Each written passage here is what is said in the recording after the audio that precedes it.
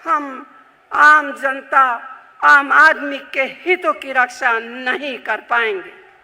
यह एक नैतिक लड़ाई है। इसमें जीत हासिल करने के लिए हमें अपने आप को भी दुरुस्त करना पड़ेगा और किसी भी प्रकार के त्याग और बलिदान के लिए तैयार रहना पड़ेगा।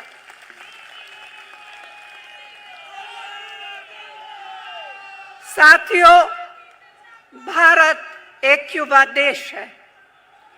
मुझे पूरी आशा है कि एक नवीन और युवा नेतृत्व के आगमन हमारी पार्टी में एक नया जोश आएगा, जिसके द्वारा असली परिवर्तन हो सके। आपने इस नेतृत्व के लिए राहुल को चुने हैं। राहुल मेरा बेटा है। उसकी तारीफ करना मुझे उचित नहीं लगता, मगर मैं इतना ज़रूर कहूँगी कि बचपन से ही उसने हिंसा का अपार दुख झेला था, लेकिन राजनीति में आने पर उसने एक ऐसे भयंकर व्यक्तिगत हमले का सामना किया जिसने उसको और भी निडर और मजबूत दिल का इंसान बनाया है। साथियों, 20 साल गुजर गए हैं। करीब करीब एक जीवन सा बीत गया है। आज इस जिम्मेदारी को छोड़ते हुए मैं आप सभी कांग्रेसजनों और हमारे देश के नागरिकों द्वारा दिए गए असीम प्यार, स्नेह और विश्वास के लिए तहे दिल से शुक्रिया अदा करती हूँ। आप सबको दिल से बहुत बहुत धन्यवाद। जय हिंद। अपनी बात शुरू करूं। जब आपने मुझे अध्यक्ष पद के लिए चुना और मैं इसी तरह आपको संबोधित करने के लिए यहाँ खड़ी थी, मेरे दिल में घबराहट थी, यहाँ तक कि मेरे हाथ कांप रहे थे। मैं सोच नहीं सकती थी कि किस तरह मैं इस ऐतिहासिक संगठन को संभालूंगी। मेरे सामने एक बहुत कठिन कर्तव्य था। तब तक राजनीति से मेरा नाता निजी था। जैसा कि आप सब जानते हैं कि राजीव जी और मेरा विवाह हुआ। उसी के ज़रिए मेरा राजनीति से परिचय हुआ। जिस परिवार में मैं आई वह एक क्रांतिकारी परिवार था।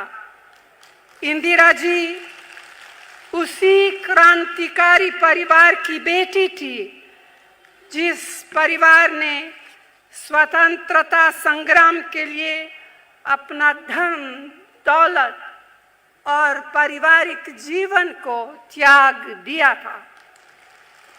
उस परिवार का एक एक सदस्य इस देश की आज़ादी के लिए जेल जा चुका था। देश ही उनका मकसद था, देश ही उनका जीवन था। इंदिरा जी ने मुझे बेटी की तरह अपनाया। उनसे मैंने भारत की संस्कृति के बारे में सीखा, उन उसूलों के बारे में सीखा जिन पर इस देश की नींव डली है। 1984 में उनकी हत्या हुए, मुझे ऐसा महसूस हुआ जैसे कि मेरी माँ मुझसे छीनी गई है। इस हादसे ने मेरे जीवन को हमेशा के लिए बदल डाला। उन दिनों में मैं राजनीति को एक अलग नजरिया से देखती थी। मैं अपने आप को, अपने पति और बच्चों को इससे दूर ही रखना चाहती थी, मगर मेरे पति के कंधों पर एक बड़ी जिम्मेदारी थी। उसे अपना कर्तव्य समझकर प्रधानमंत्री का पद स्वीकार कर दिया। इस जिम्मेदारी को निभाने के लिए उन्होंने दिन रात एक किए। उनके साथ मैंने देश के कोने कोने तक दौरा किया, लोगों की समस्या को समझा, देश के सामने चुनौतियों को पहचाना।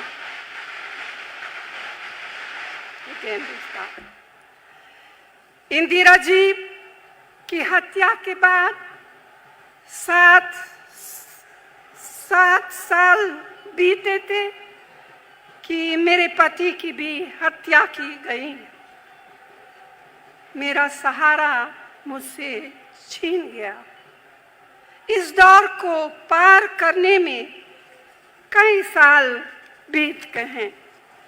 केवल जब मुझे एहसास महसूस होने लगा कि कांग्रेस पार्टी कमजोर हो रही है, उसके सामने गंभीर चुनौतियां आ रही हैं और सांप्रदायिक तत्व उभर रहे हैं, तभी मुझे पार्टी के आम कार्यकर्ताओं की पुकार सुननी पड़ी।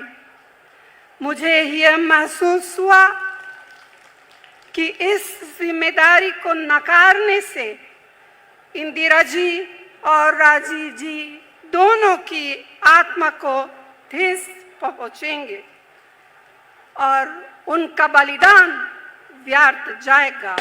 इसीलिए देश के प्रति अपने कर्तव्य को समझते हुए मैं राजनीति में आई थी। उस समय कांग्रेस के पास, जहां तक मुझे याद है, शायद केवल 3 राज्य सरकारें थी। हम केंद्र सरकार से भी काफी दूर थे। इस चुनौती का सामना किसी एक व्यक्ति का चमत्कार नहीं कर सकता था। आप सबके सहयोग से हमने बेमिसाल कामयाबी हासिल की और एक के बाद एक 2 दर्जन से अधिक प्रदेशों में हमारी सरकारें बनी। ऐसे परिणाम मजबूत इरादे, अपने सिद्धांतों के प्रति संकल्प और समर्पण से प्राप्त होते हैं। आप सबके साथ मिलकर लाखों कांग्रेसजनों ने, समाज के उन सभी वर्गों ने जो हमारे सुख दुख के साथ साथी रहे हैं, हमारे प्रति विश्वास व्यक्त किया। कांग्रेस पार्टी के लाखों कार्यकर्तागण, मेरे प्यारे भाइयों और बहनों, इस जीवन यात्रा में आप मेरे हमसफर रहे हैं, मार्गदर्शक रहे हैं। मैं आप सबको धन्यवाद देती हूँ कि आपने हर मोड़ पर मेरा साथ दिया है। मैंने आपसे जो कुछ सीखा और समझा, उसकी कोई तुलना नहीं हो सकती। मेरे अध्यक्षता के शुरुआती सालों में हमने मिलकर पार्टी को एकबद्ध और एकजुट रखने की लड़ाई लड़ी।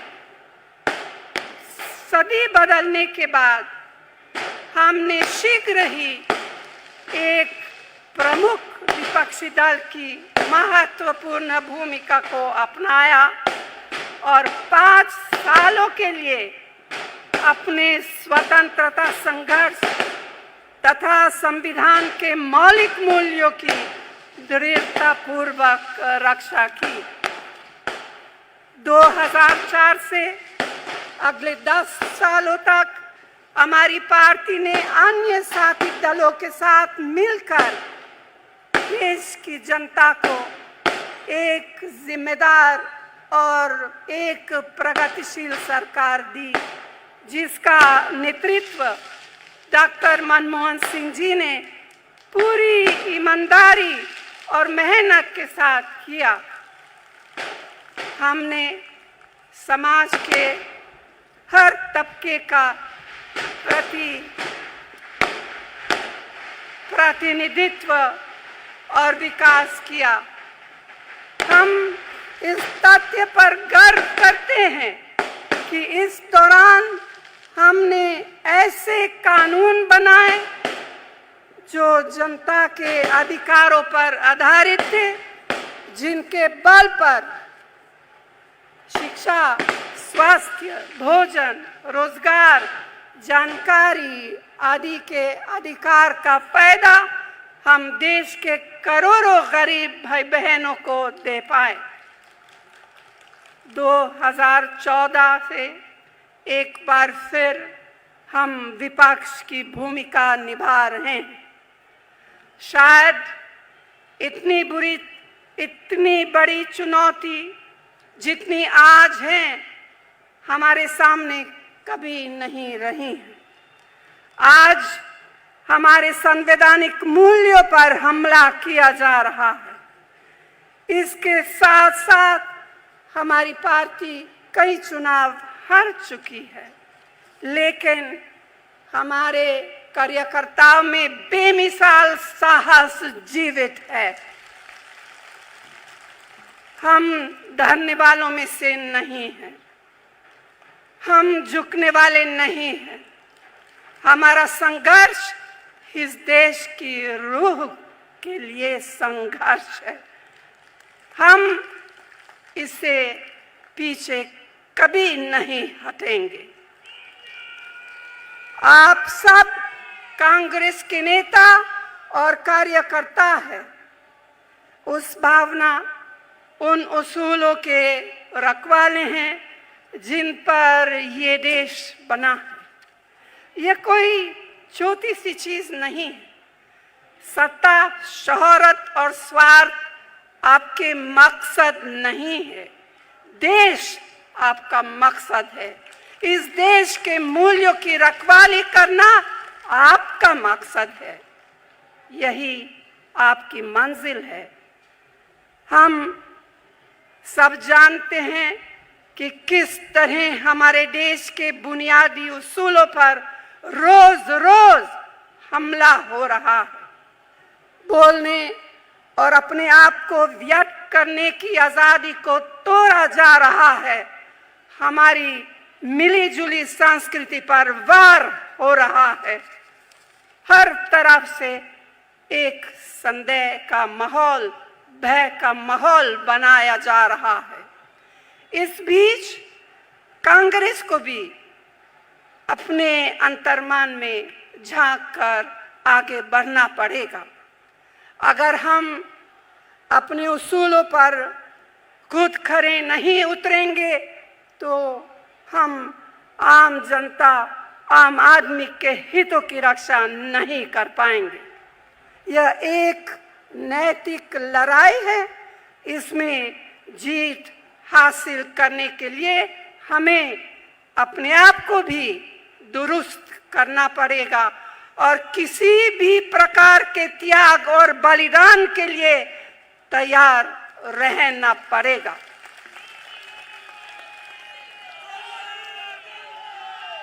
साथियों, भारत एक युवा देश है। मुझे पूरी आशा है कि एक नवीन और युवा नेतृत्व के आगमन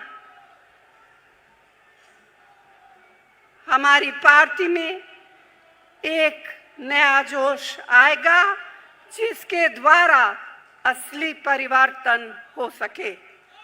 आपने इस नेतृत्व के लिए राहुल को चुने हैं।